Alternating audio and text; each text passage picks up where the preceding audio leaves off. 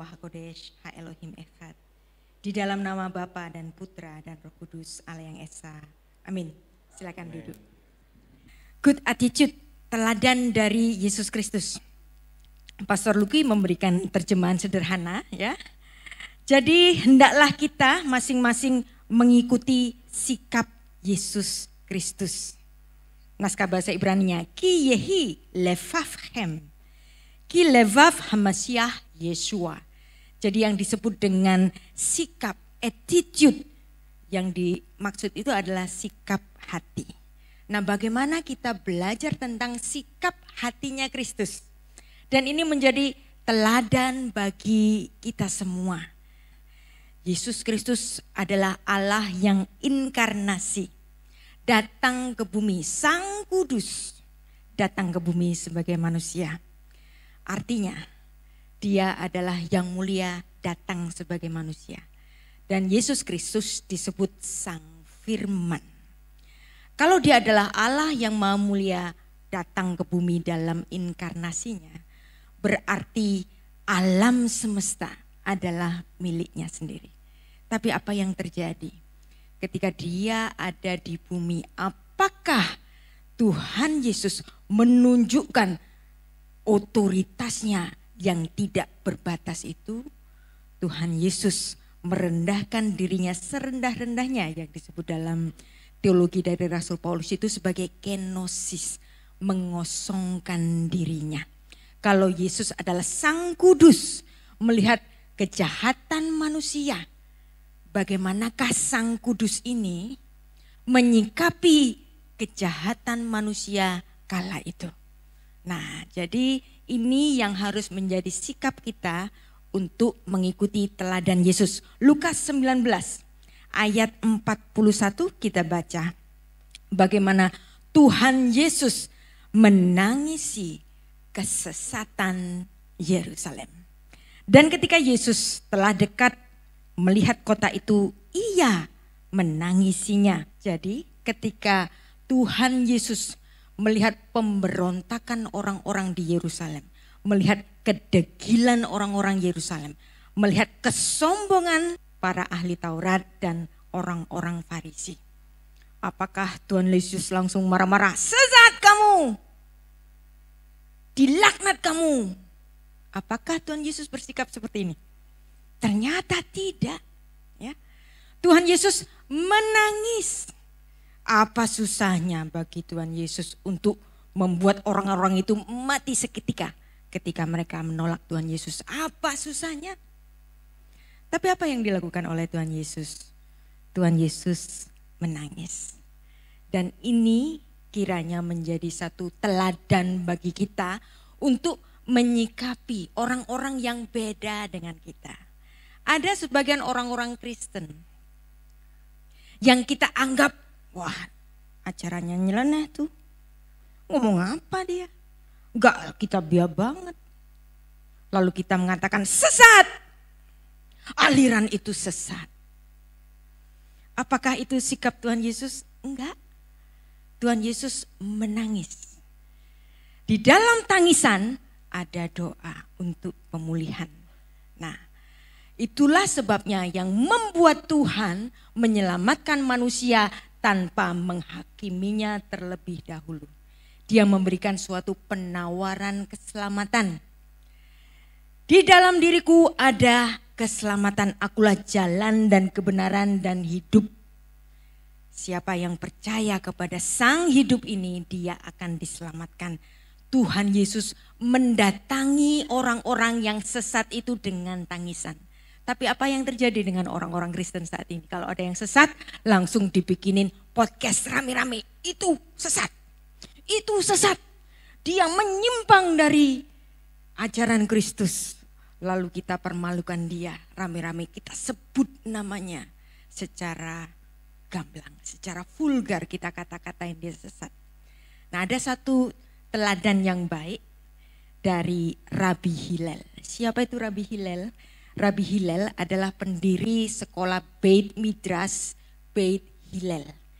Menurut banyak penelitian dari para scholar Bible itu memandang bahwa Yesus Kristus kerabiannya itu lulusan dari Beit Hillel. Nah, jadi Beit Hillel ini nanti punya anak namanya Rabbi Shimeon. Rabbi Shimeon punya anak namanya Rabban Gamaliel. Nah, Rabban Gamaliel ini nanti yang menjadi guru bagi siapa? Rasul Paulus. Nah, jadi ada turun-temurun garis kerabian dan Yesus sendiri adalah bagian dari Beit Hillel yang artinya sebenarnya Tuhan Yesus adalah sama-sama golongan Farisi. Jadi apa yang Anda ingat di kepala ini? Kalau ingat kata Farisi, apa yang ada di kepala Anda? Apa? Sombong. Ya. Mau menang sendiri, melawan Yesus. Tapi sebenarnya Yesus itu orang Farisi juga. Nah, dari sini kita belajar sebenarnya ada banyak kalangan Farisi yang baik. Contohnya siapa? Nikodemus, Yusuf Arimatea, ya kan? Yusuf Arimatea yang mempersembahkan tanahnya, yaitu gua kuburan untuk dipersembahkan kepada Tuhan Yesus untuk menaruh jasadnya. Jadi sebenarnya di antara orang-orang Farisi yang sombong, yang Tuhan Yesus itu bisa mengatakan kalian ular beludak, tapi di antara mereka juga ada yang baik, ya. Nah, di sini kita belajar bagaimana Rabban Gamaliel itu mengajari murid-muridnya. Kalau ada orang-orang yang kamu anggap sesat atau kamu anggap belum mengerti tentang firman Tuhan, nah dia mengatakan demikian. Al-tadin et haverha at shetagia limkomu. Jangan engkau menghakimi sesamamu sebelum engkau datang ke tempatnya. Nah, ini biasanya yang disebut oleh teman-teman muslim itu sebagai istilah tabayun. Datang ke rumah orang itu untuk klarifikasi. Tapi beda dengan orang hari ini. Bikin podcast, terus yang dianggap ngomong di podcast itu salah, terus bikin podcast tandingan. Kita kata-katain dia sesat. Padahal kita belum datang ke tempat dia. Kehidupan dalam keimanan itu berproses. Proses saya, prosesnya Pastor Luki, dan proses semua orang itu beda-beda. Ya. Ada orang yang mengerti tentang kekristenan sejak kecilnya. Ada yang baru tahu. Nah, jadi level semacam ini nggak boleh diseragamkan. Jadi kalau seandainya ada YouTuber, ada TikToker, tiba-tiba ngomong aneh-aneh gitu kan. Terus kita mengatakan itu ajarannya salah. Kita harus melihat orang ini latar belakangnya apa. Sudah sekolah STT belum atau sudah belajar atau belum. Mungkin saja pendapatnya yang diomongkan di TikTok itu adalah pendapat yang belum matang. Masih koma, belum titik. Hari ini dia bilang begini, mungkin tahun depan dia bicara yang lain sesuai dengan prosesnya. Jadi ketika kita melihat kesesatan saudara kita, apalagi kita punya gelar pastor. Apa sih gelar pastor itu? Menggembalakan, pastoring. Kalau pastoring, apakah yang punya kartu jemaat doang yang di pastoring? Enggak dong, ya. Semua murid-murid Kristus, orang-orang percaya yang barangkali bicara salah tentang Tuhan Yesus, itu perlu kita gembalakan walaupun dia enggak punya KTA dari jemaat tertentu, gitu kan. Nah, itulah pentingnya suatu pernyataan untuk kita teladani. Al-tadin et haverha et syadagia limkomu. Jangan engkau menghakimi sesamamu sampai engkau datang ke rumahnya. Nah, dan inilah sebenarnya yang Tuhan kritik kepada satu jemaat yang isinya itu orang-orang pinter semua. Siapa dia? Yaitu jemaat Efesus.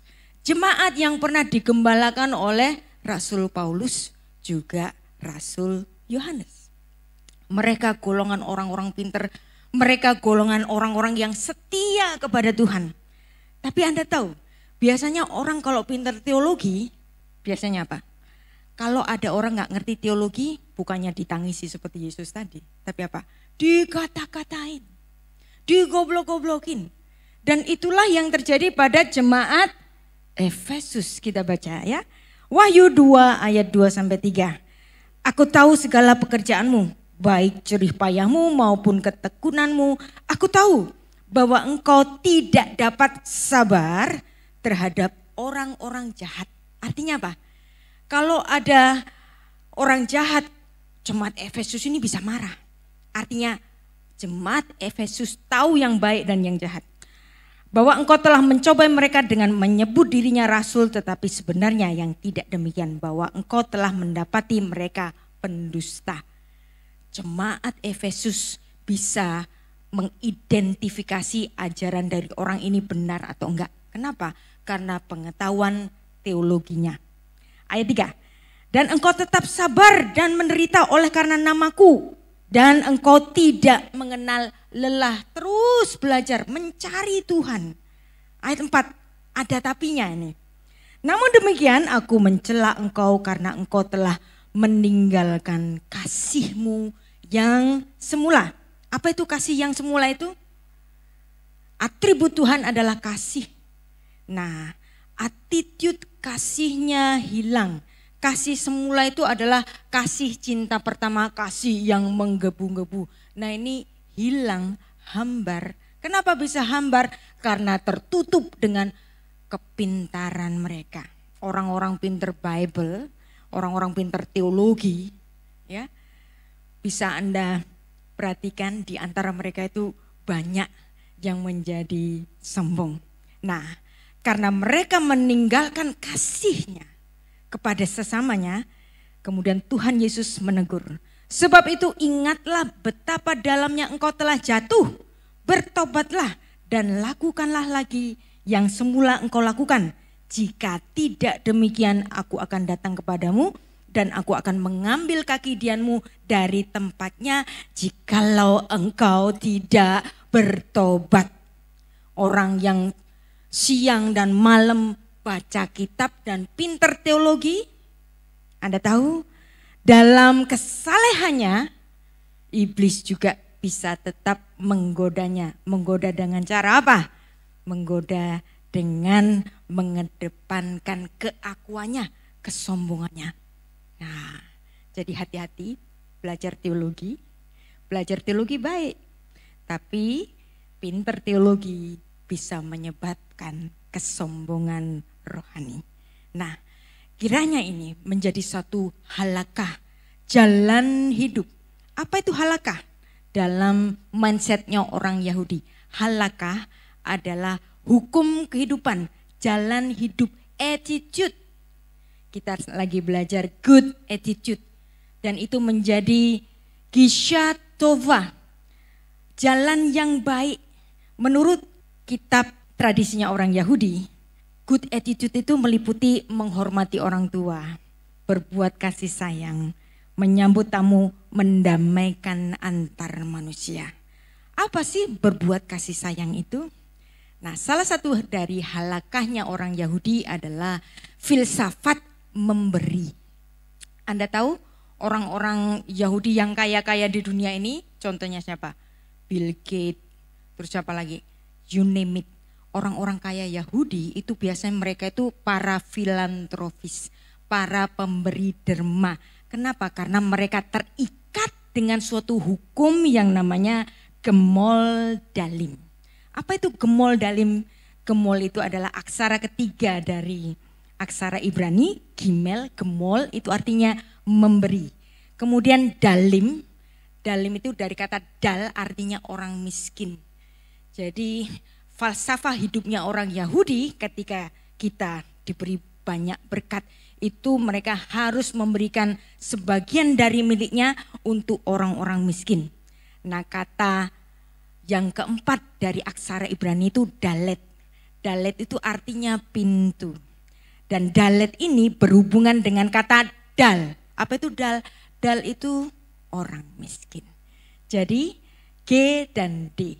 G itu memberi, D-nya kepada orang miskin. Gemol dalim, yaitu suatu keharusan bagi orang Yahudi untuk memberikan sedekahnya, ditulis dalam kitab tradisi Yahudi Syabat 104a. Nah, kira-kira ini kan halakah, dan Yesus Kristus datang ke Israel sebagai bayi lahir di Bethlehem, tinggal besar di Galilea, dan kemudian menyelesaikan sekolahnya di Beit Hillel, dan kemudian setelah lulus dia disebut rabi dan boleh mengajar di Bait Allah.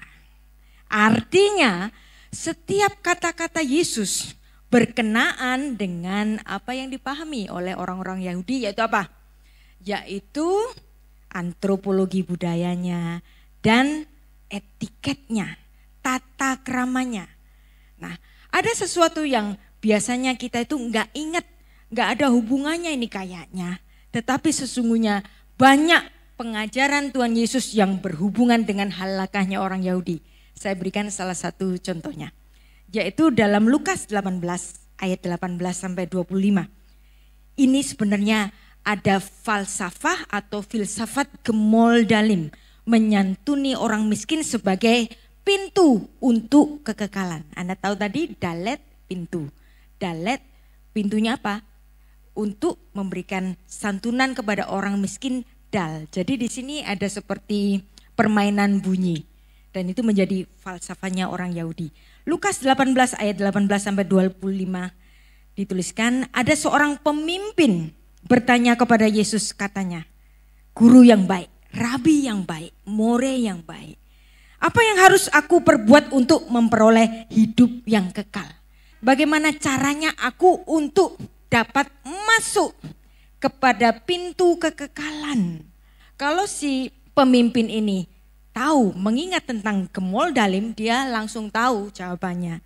Tapi tampaknya dia mengabaikannya. Jawab Yesus, mengapa kau katakan aku baik? Tak seorang pun yang baik selain dari Allah saja. Engkau tentu mengetahui segala perintah Allah, jangan berzina, jangan membunuh, jangan mencuri, jangan mengucapkan saksi dusta, hormatilah ayah dan ibumu, dan seterusnya. Terus apa yang dijawab oleh orang itu? Semuanya telah aku turuti sejak masa mudaku. Wah, keren. Anda tahu hukum Taurat itu bukan cuma 10 tetapi 613. Anda tahu 613 dia mengatakan kepada Yesus, semuanya sudah aku turuti sejak masa mudaku. Tapi aneh ini orang. Dia sudah melakukan semuanya tapi kok masih tanya bagaimana untuk masuk kepada pintu kekekalan. Ayat 22 kita baca. Mendengar hal itu Yesus berkata kepadanya, masih tinggal satu lagi yang harus kau lakukan. Jualah segala yang kau miliki dan bagi-bagikanlah itu kepada orang-orang miskin. Maka engkau akan beroleh harta di sorga. Kemudian datang kemari, ikutlah aku. Ketika orang itu mendengar perkataan itu, ia menjadi amat sedih sebab ia sangat kaya. Lalu Tuhan Yesus memandang dia berkata, alangkah susahnya orang yang beruang masuk ke dalam kerajaan Allah. Lebih mudah seekor unta masuk ke lubang jarum daripada seorang kaya ke dalam kerajaan Allah. Ada sebuah buku yang bagus yang ditulis oleh Matt Rosenberg, orang Yahudi juga. Ya, dia mengatakan begini, Jesus never said anything new. Artinya apa yang ditulis dalam Lukas 18 ayat 18 sampai 25 ini adalah suatu halakanya orang Yahudi. Yang sebenarnya mereka harus melaksanakan, tapi rupanya etiket manner ini tidak dilakukan.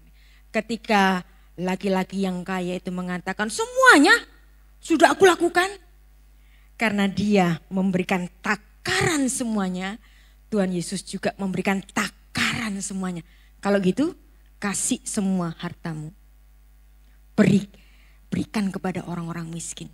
Lalu ikutlah aku.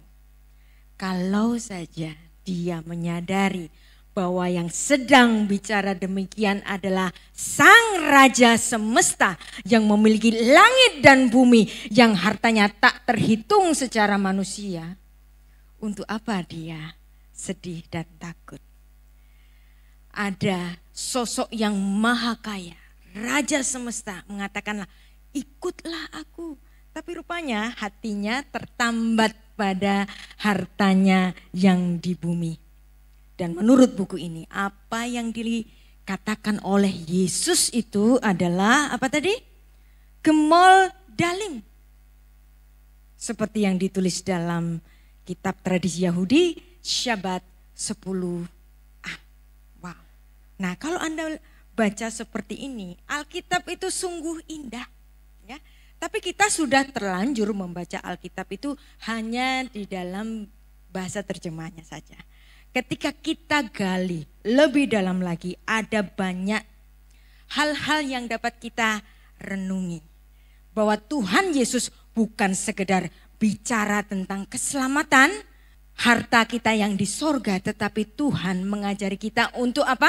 Good attitude, untuk berperilaku baik, untuk memberikan satu andil kepada sesamanya dengan harta kita, supaya kita menjadi orang-orang yang dermawan, generous. Nah, lalu bagaimana dengan apa yang diajarkan oleh Rasul Paulus? Kolose 2 ayat 6. Tadi saya mengatakan bahwa Rasul Paulus adalah murid dari Rabban Gamaliel, cucunya Rabi Hillel. Yang artinya di sini apa yang dipahami Yesus Kristus tentang keyahudiannya sebenarnya sama dengan apa yang dipahami oleh Rasul Paulus. Karena Rasul Paulus juga seorang rabi. Maka saya sering menyebut Rasul Paulus itu sebagai Rabi Syaul. Apa yang dikatakan Rabi Syaul dalam Kolose 2 ayat 6. Kamu telah menerima Kristus Yesus Tuhan kita, karena itu hendaklah hidupmu. Nah, kata hidupmu ini bahasa Ibrani-nya itu hidhalehu. Hendaklah engkau berjalan di dalam jalannya Yesus Kristus dan tetap di dalam Dia. Saya agak mengubah terjemahannya. Saya mengubah terjemahannya di dalam mindset bahasa Ibrani. Karena sebenarnya terjemahan adalah suatu tafsir yang pendek. Jadi ketika Alkitab kita diinspirasi oleh Tuhan dalam bahasa Ibrani dan bahasa Yunani, dan kemudian diterjemahkan ke dalam bahasa Inggris maupun bahasa Indonesia, itu sudah mengalami suatu tahap penafsiran. Nah, kalau kita membaca Kolose 2 ayat 6, di sini Rasul Paulus bicara tentang halakahnya orang Yahudi, mannernya orang Yahudi. Yang dimana Rasul Paulus mengatakan sekarang etiketmu, jalan hidupmu adalah berpegang pada jalannya Kristus. Kolose 2 ayat 6. Jadi artinya bisa berbeda banget, tapi bukan berarti bertabrakan ya.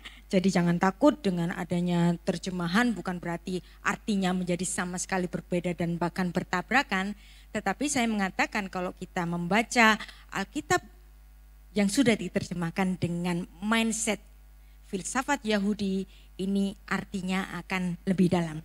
Nah, sekarang kita akan bicara mengenai halakah, jalan hidup, attitude, belief dan values. Yang pertama tentu saja apa?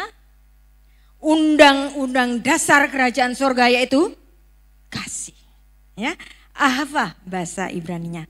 Karunia kasih dari orang tua ke anak, antara suami dan istri, antara guru dan murid. Kasih adalah sumber utama kegembiraan, pengasuhan, pertumbuhan, kemudian hubungan antar sesama.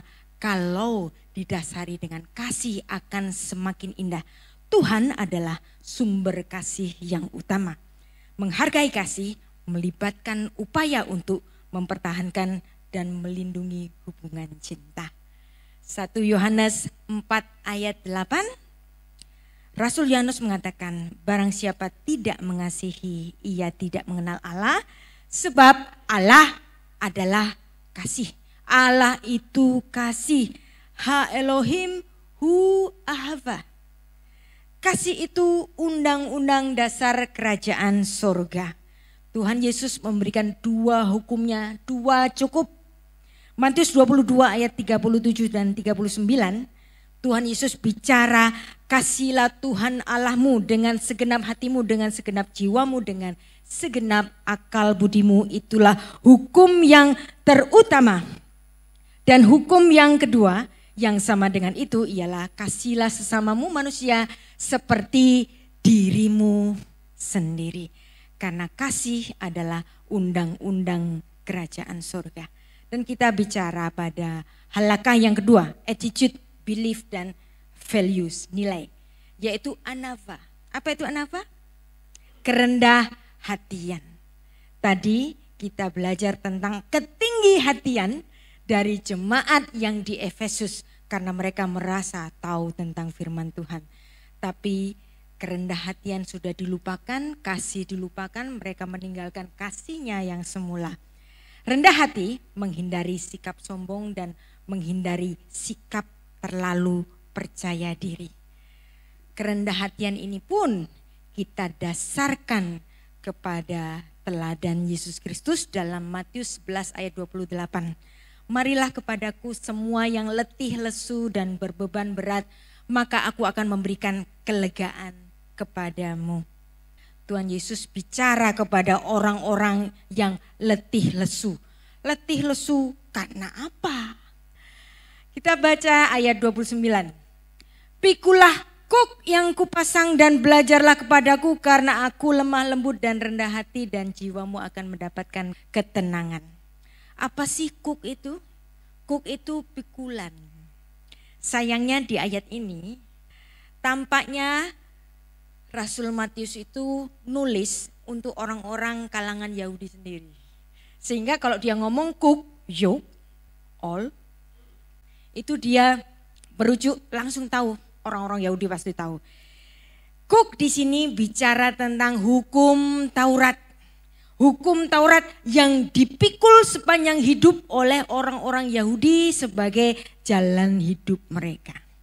Karena Taurat isinya 613, artinya kuk itu berat. Harus dipikul terus menerus. Tidak boleh ini, nggak boleh itu, harus melakukan ini, harus melakukan itu. Kalau hari Sabat nggak boleh ini, nggak boleh itu. Banyak aturan-aturannya, 613 aturan dan itu membuatmu letih. Nah maka Tuhan Yesus mengatakan, marilah kepadaku yang letih lesu dan berbeban berat, maka aku akan memberikan kelegaan kepadamu. Dengan cara apa? Pikulah kuk, pikulah hukum Taurat yang kupasang. Pikulah Tauratnya Kristus yang dipasang oleh Kristus dan belajarlah kepadaku. Karena aku lemah lembut dan rendah hati. Yesus Kristus Raja semesta. Tapi dia menunjukkan sikap kerendah hatinya. Karena kuk yang dipasang oleh Kristus itu ringan dan itu juga membuat bebannya Yesus Kristus juga menjadi ringan. 613 hukum yang diperinci, banyak sekali perincian-perinciannya. Kemudian dirangkum saja oleh Tuhan Yesus, mengasihi Allah dan mengasihi sesama. Nah, kita tidak akan bohong kepada sesama kita, menipu dengan sesama kita. Karena apa? Karena mengasihi. Kita nggak akan nyuri barangnya teman kita. Karena apa? Karena kita mengasihi. Kalau kita jadi pejabat nggak akan jadi koruptor.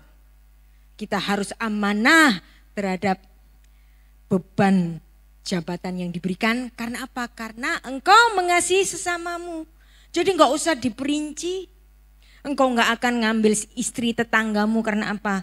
Karena engkau mengasihi sesamamu. Jadi cukup 2 aja, kata Tuhan Yesus. Dan itu sudah masuk kepada esensinya. Nah sekarang kita belajar pada halakah yang ketiga.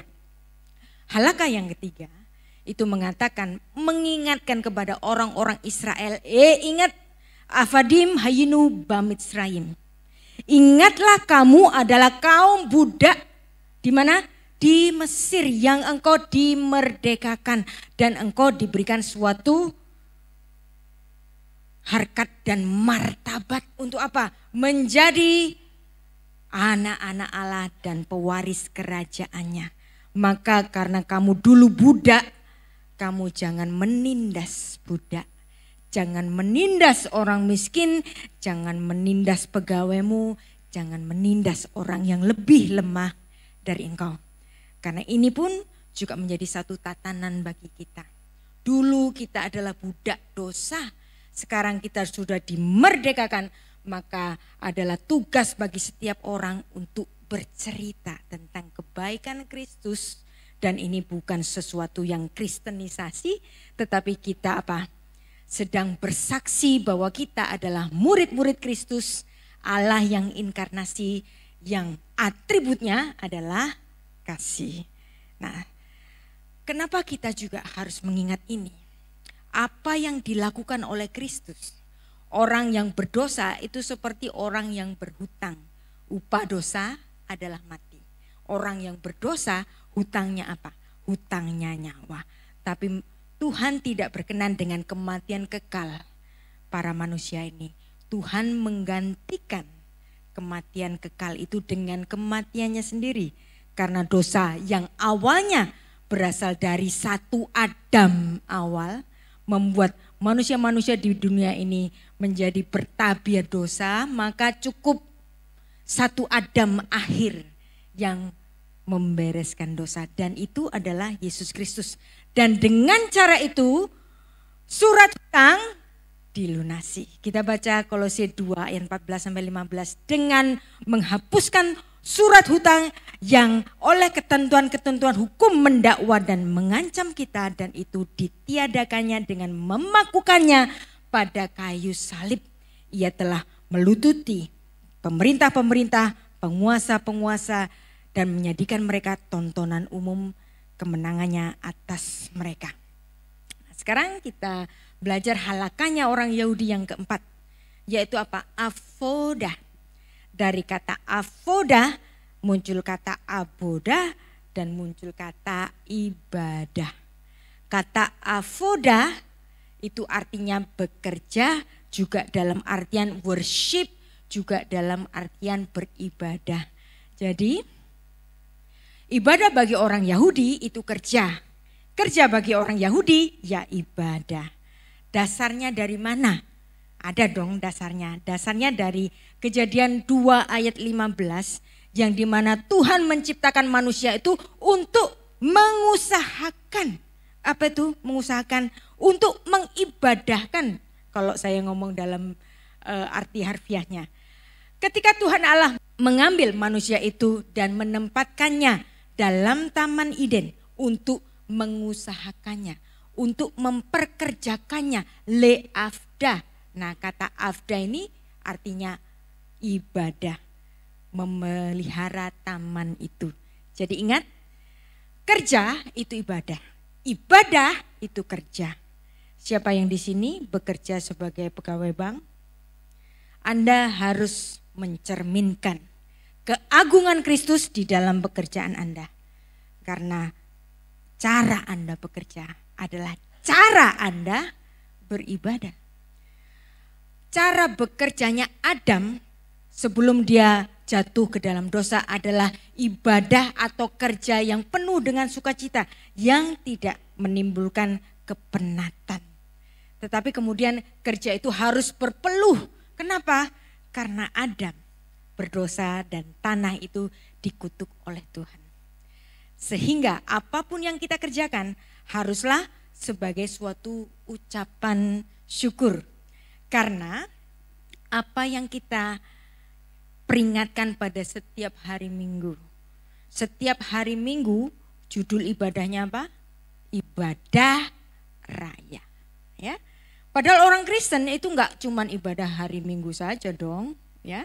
Hari Sabtu bisa ibadah pemuda, setiap hari bisa ada ibadah dengan judulnya masing-masing. Kita bisa beribadah setiap hari, bahkan hari Sabtu, hari Sabat ada ibadah di gereja ini, bukan? Ya kan? Nah, artinya kita bisa beribadah setiap hari, tapi khusus hari Minggu. Namanya ibadah raya. Kira-kira kenapa? Dan itu ada hubungannya dengan hari Paskah. Hari Paskahnya orang Kristen Itu enggak pernah enggak. Selalu jatuhnya pada hari Minggu. Kenapa hari Minggu? Karena hari Minggu, hari pertama, hari Ahad, Miyahemera adalah hari di mana Tuhan Yesus kita bangkit dari kematiannya. Sehingga walaupun kita setiap hari bisa beribadah, khusus hari Minggu namanya ibadah raya sebagai apa? Peringatan atau anamnesis. Bahwa Kristus datang ke bumi, mati dan bangkit. Bangkitnya hari apa? Hari Minggu. Maka hari Minggu khusus namanya ibadah raya. Ada banyak para polemikus itu mengatakan, mana itu perintahnya ibadah hari Minggu? Enggak ada. Ya memang enggak ada wong ini tradisi. Tapi ini tradisi suci. Tradisi tidak selalu bermakna jelek. Tradisi bisa baik seperti tradisi kita untuk beribadah raya pada setiap hari Minggu. Kenapa?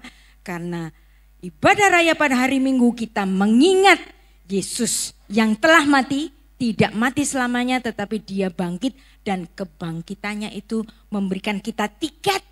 Tiket apa? Tiket menuju kekekalan di langit baru dan bumi yang baru. Makanya ibadah kita mengucap syukur ini adalah konsep kasih karunia atau anugerah. Apa artinya kasih karunia atau anugerah? Apa sih artinya anugerah?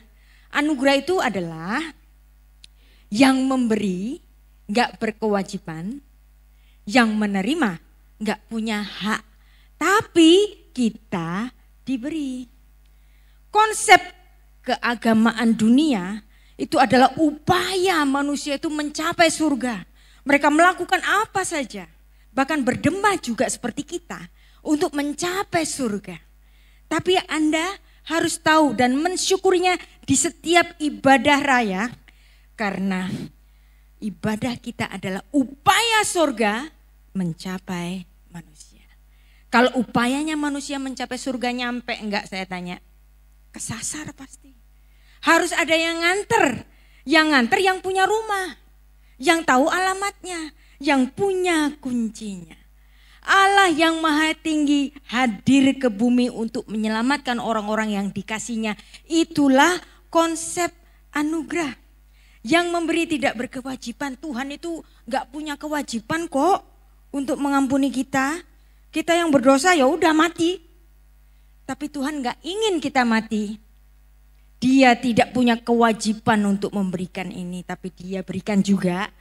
Itu namanya anugerah. Itulah kita harus mensyukurinya pada setiap ibadah raya. Nah sekarang kita belajar pada good attitude yang kelima. Halakah, belief dan values. Bal taskit. Jangan merusak. Kalau kita hidup bermasyarakat, kita hidup ada di perumahan, kita pun harus memelihara lingkungan. Jangan buang sampah sembarangan. Anda harus menanam pohon supaya oksigen di udara itu terjaga. Jadi demikian juga. Orang-orang Kristen tidak hanya belajar tentang keselamatan, tidak hanya belajar tentang suatu teologi, ilmu teologi, tetapi juga belajar untuk mengasihi lingkungan kita, alam semesta kita. Jangan kita rusak. Nah, kehidupan apa? Go green. Kalau bisa jalan ya jalan.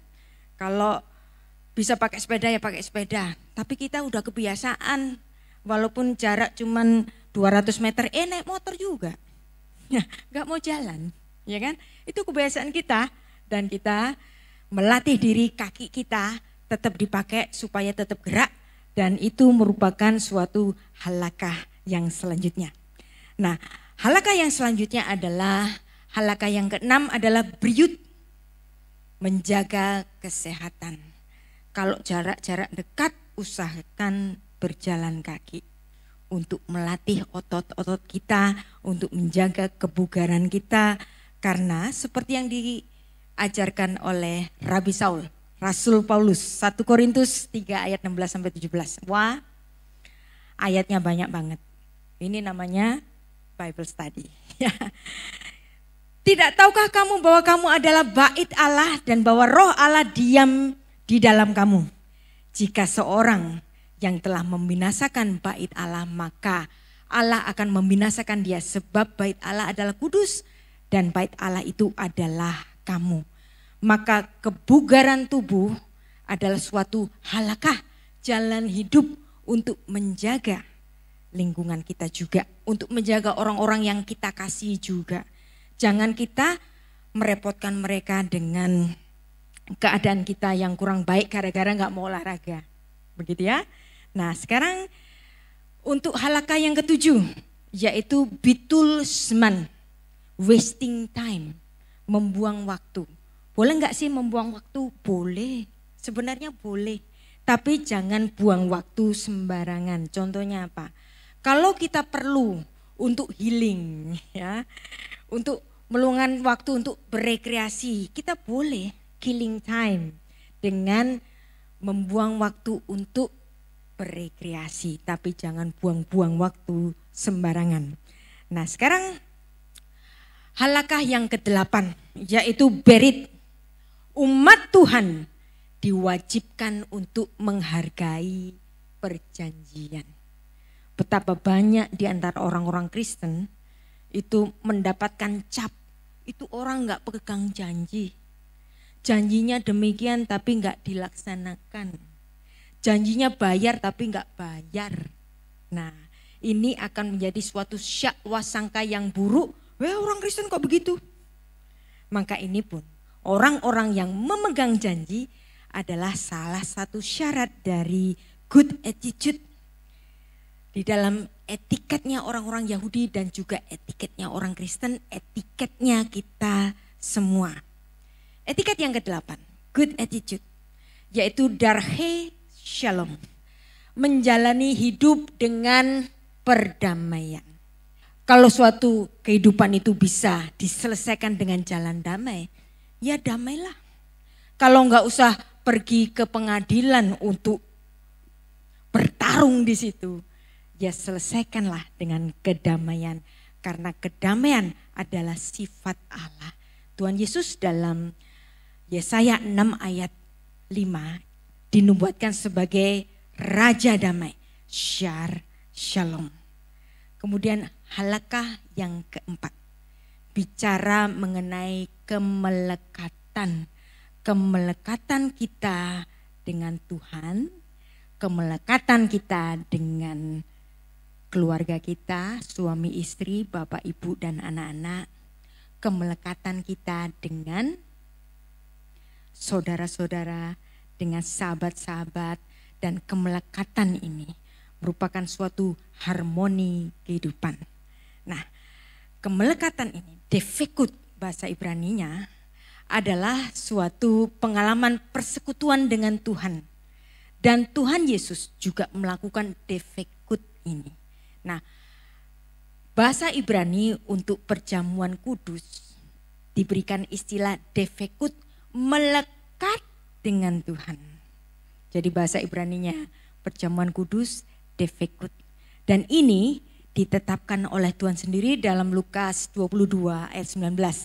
Lalu ia mengambil roti, mengucap syukur, memecah-mecahkan dan memberikannya kepada mereka. Katanya, inilah tubuhku yang diserahkan bagi kamu, perbuatlah ini. Untuk apa? Sebagai anamnesis. Naskah bahasa Yunaninya ada kata anamnesis. Untuk peringatan. Dan peringatan akan apa? Kematiannya dan kebangkitannya. Maka setiap ibadah raya adalah anamnesis seperti yang ditulis dalam Lukas 22 ayat 19. Mengingat tentang kebaikannya. Halakah yang ke-10, emet, kebenaran, ketulusan, kesetiaan yang merupakan sifat Allah. Allah disebut El-Emet, Allah sang kebenaran. Tuhan Yesus sendiri dalam Yohanes 14 ayat 6 mengatakan, akulah jalan, haderek, kebenaran, ha-emet, dan hidup, ha-chaim. Jadi kebenaran adalah sifatnya Allah kita sendiri. Dan dia mengatakan, kalau engkau adalah murid-muridku, maka kebenaranku hendaknya tertampak pada kehidupanmu. Kemudian halakah yang ke-11. Bapak-bapak, ibu-ibu, ya. Peru urvu, berkat anak cucu. Ini adalah berkat yang pertama kali diucapkan Allah di Taman Eden kepada pasangan pertama laki-laki dan perempuan, dan itu adalah suatu lembaga yang Tuhan dirikan pertama kali di bumi. Apa? Pernikahan. Di dalam pernikahan ada satu berkat berurufu. Penuhilah bumi. Dan berkat anak cucu ini merupakan berkat yang turun-temurun. Tuhan itu coba nanti ya, pelajari semua kitab Kejadian. Tuhan gak pernah berjanji pada Abraham, Abraham nanti aku akan bikin kamu kaya. Nanti ternakmu akan ratusan ribu. Engkau akan menjadi orang yang kaya raya. Enggak. Tapi apa? Berkat apa? Berkat keturunan. Demikian juga berkat kepada Yakub. Demikian juga berkat kepada semuanya.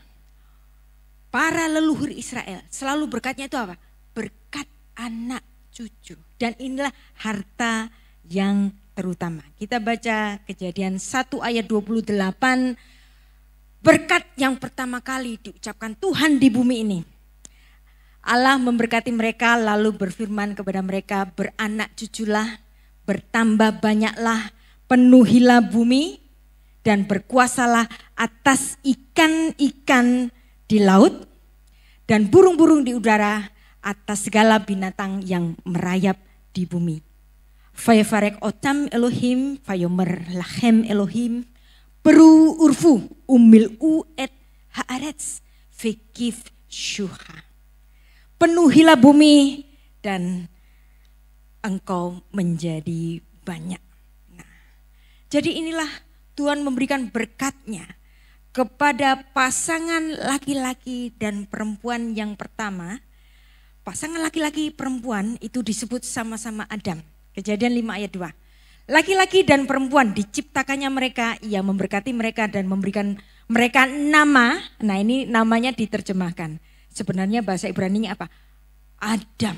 Jadi laki-laki dan perempuan sama-sama disebut manusia. Adam. Kepada mereka waktu diciptakan.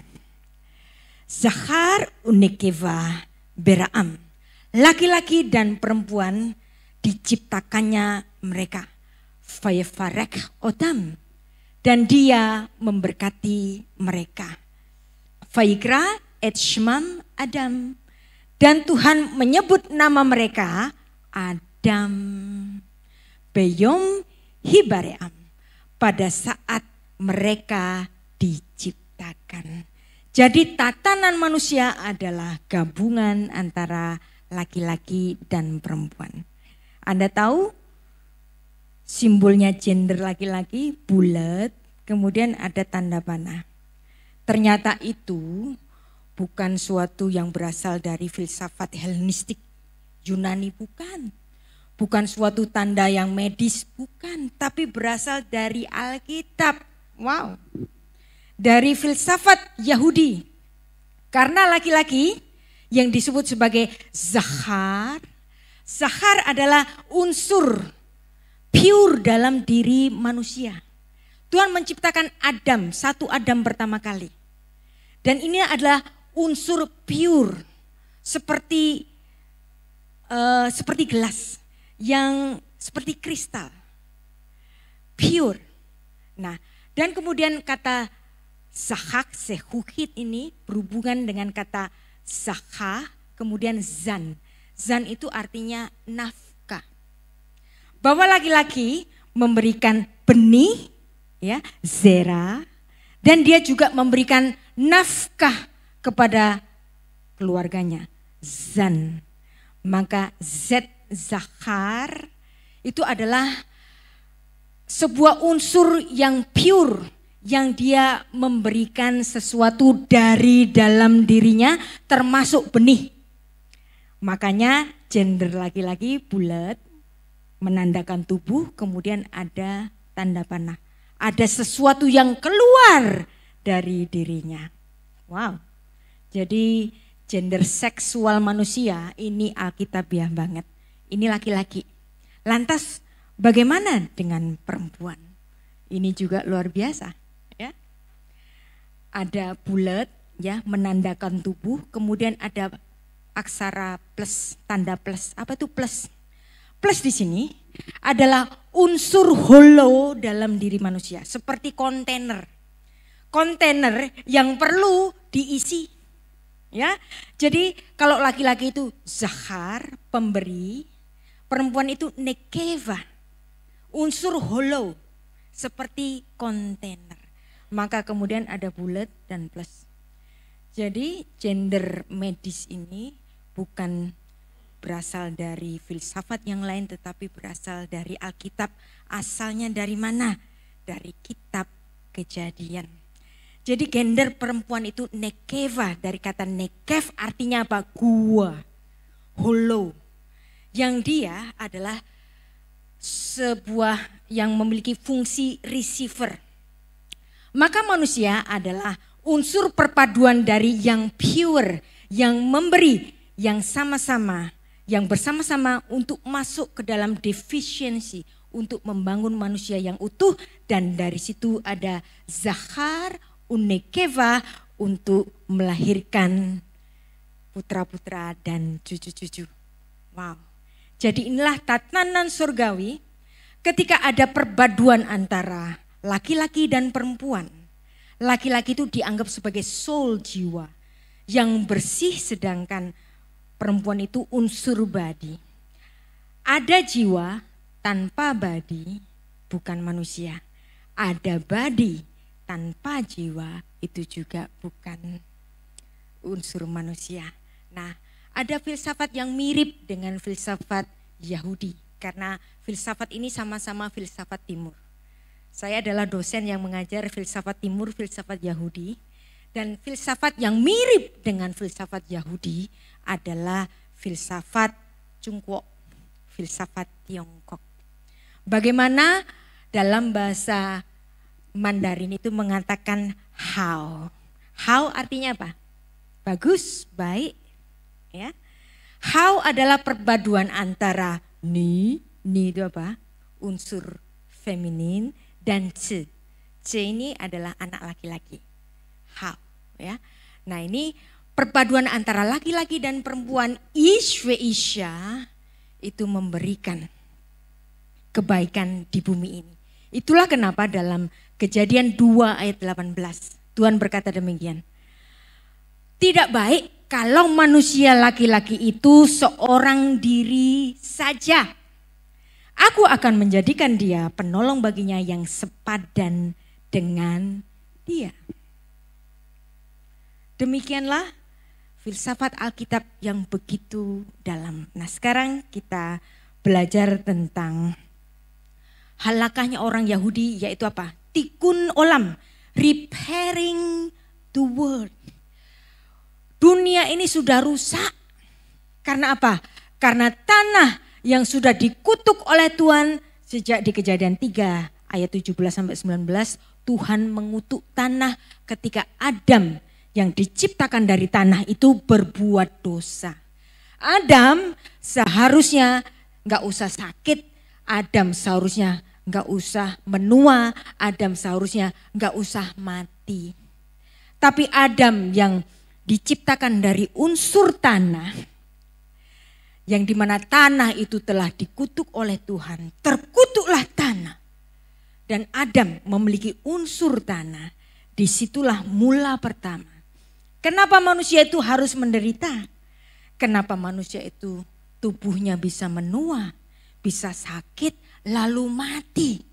Kenapa? Karena unsur debu, gen debunya ini mendapat kutukan dari Tuhan karena apa? Dosanya Adam.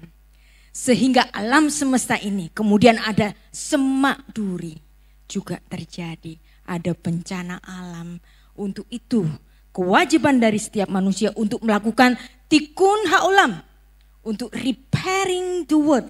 Yang dimana orang-orang Yahudi yang tidak dapat melakukan hukum Taurat lagi yang jumlahnya berapa tadi? 613 ya.